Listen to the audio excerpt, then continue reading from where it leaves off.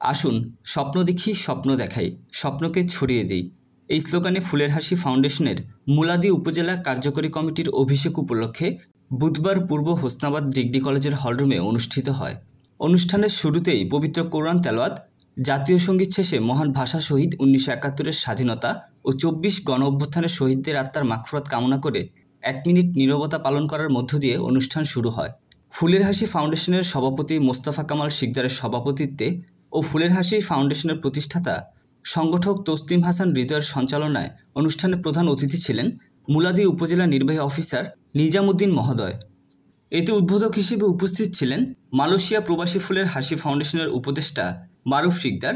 প্রধান আলোচক ছিলেন পূর্ব হোসনাবাদ ডিগ্রি কলেজের অধ্যক্ষ আবিদুর রহমান হুমায়ুন।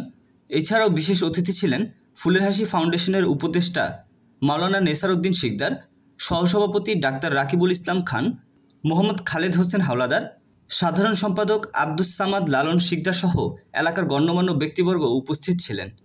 41 সদস্য বিশিষ্ট নতুন কমিটির সভাপতি বিশিষ্ট সমাজসেবক মোস্তফা কামাল শিকদার ও সাধারণ সম্পাদক আব্দুস সামাদ লালন শিকদার মনোনীত হন।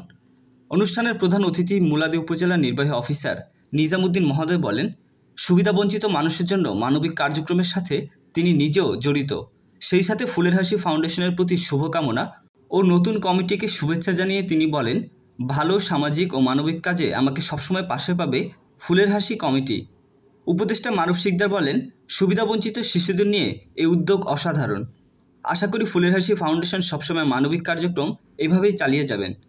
প্রধান আলোচক অধ্যক্ষ আবিদুর রহমান হুমায়ুন বলেন, ফুলের হাসি ফাউন্ডেশনের প্রতিষ্ঠাতা তসলিম পূর্ব হোসনাবাদ কলেজের আমাদেরই ছাত্র।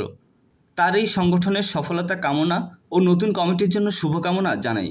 সভাপতির বক্তব্যে মোস্তফা কামাল বলেন, আমি নতুন কমিটিতে সভাপতির দায়িত্ব গ্রহণের পাশাপাশি আশা করি সমাজের বিত্তবানরাও গরিব অসহায়দের সাহায্যে এগিয়ে আসবেন।